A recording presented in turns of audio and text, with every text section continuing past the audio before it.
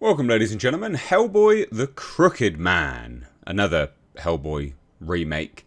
Although the director's come out and said, I don't think of this as a remake. We've got a new look at Big Red. We've got an interview, I guess, with the director. It's interesting. I think some of his comments are actually quite good. I think the second trailer for this Hellboy film was leagues better than the first trailer that was released. And, you know, as much as I think that this is definitely a cheap movie and probably a rights retainer, it does look like they've actually really tried to stay true to the comic that this film is based on and actually has its name from, The Crooked Man. So I thought we'd take a look at this. Hit subscribe if you're new here and you want to stay up to date on the world of pop culture, movie news and movie reviews. But let's take a look. So, this is over on Total Film. This is on Games Radar, but it's kind of all part and parcel of the same thing, to be honest. And you see this headline, right? And this is what caught my attention. Director of new Hellboy movie explains why he doesn't see it as a reboot. I mean, it actually is. But at least the director's got the right mindset. Quote, nobody wants to see a cheap knockoff of a Guillermo del Toro $100 million movie. I mean, that is true. Yeah. Obviously. But also people want to see that continue, you know. But then again, these movies have never been blockbuster movies. They just don't, you know, those movies are great. The Del Toro films are good films. I really like them. But they just don't generate that much box office profit. They just don't. They spent way too much money on that Golden Army movie. It's ridiculous. So, what else was said?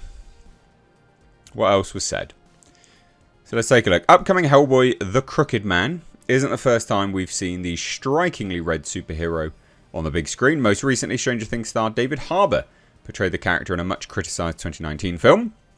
But when you think of Hellboy, Ron Perlman's portrayal in director Del Toro's series probably comes to mind, which is true.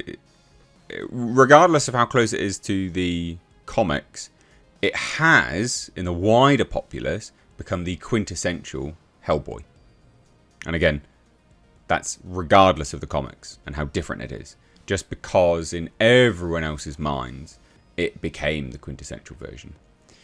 So whilst those films are much beloved by fans, according to Crooked Man director Brian Taylor, it's not exactly a true take on the character, which is true. You know, everyone that's a fan of Hellboy that has watched that Crooked Man trailer has gone, that's great. That's pretty much bang on. So he is right. The director is completely right here. So, and it says here, and that's for both him and Hellboy creator Mike Mignola, as Taylor tells Total Film in the new issue out on Thursday, blah, blah, blah. As cool as those other movies were, even Mignola will tell you it's not quite his character.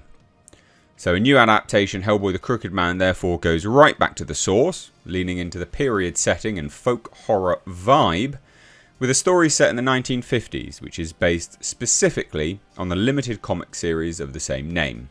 For Taylor then, it's a different direction and one that isn't intended to start a new franchise. So apparently it is just a standalone thing. Good for him though. That kind of offers a certain freedom, doesn't it? I'm just going to adapt that comic and then bugger off, basically.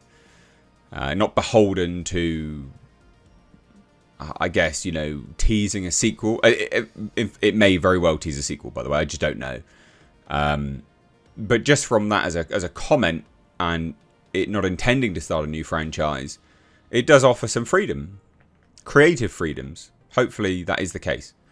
So he emphasises that there were never the intention to imitate what has been before. He says, quote, I don't think in terms of it's a reboot or trying to start a new franchise. This isn't content. It's a movie that needs to stand on its own.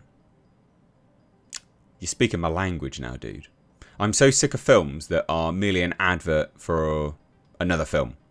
You know, it's just an advert for a sequel. It's just a trailer for a sequel. Nothing really happens. We're just going to keep, you know, teasing you, basically. It's like, no, I don't want that. Nobody wants to see a cheap knockoff of a Del Toro $100 million movie. This is going back to the young Hellboy, where he was really more of the plumber interesting, who's going to fix your monster problem. This wandering, sarcastic, soulful, smoking guy who stumbles on supernatural hauntings and occurrences and helps out as best he can. If Mike feels like for the first time he sees this guy on screen, then I feel like we've succeeded. Sorry, if Mike feels like for the first time he sees his guy on screen, then I feel like we've succeeded. So there you go. I mean, that's an interesting... We also got some new images, by the way, of Jack Kesey suited up. I will say the costume looks significantly better in black and white. If they'd done this film in black and white, it might have actually been better, to be honest.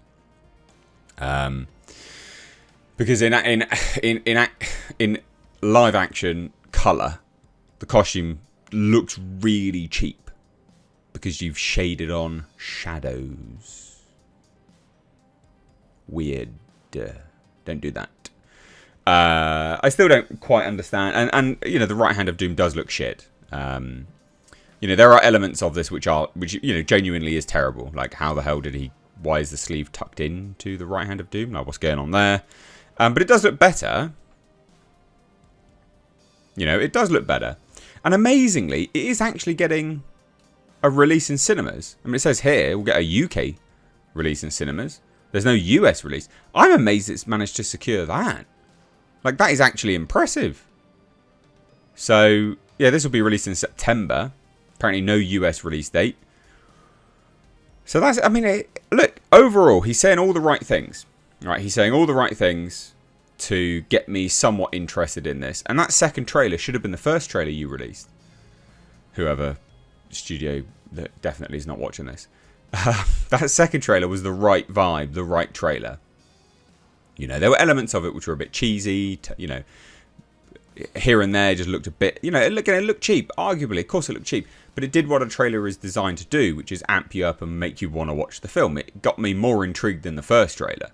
So I think they really, I don't know, maybe blew it a little bit with that first trailer. So there you go. What do you guys think?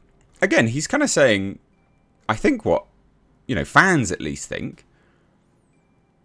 you know, fans of the comic at the very least. Mignola never was happy with those Del Toro films.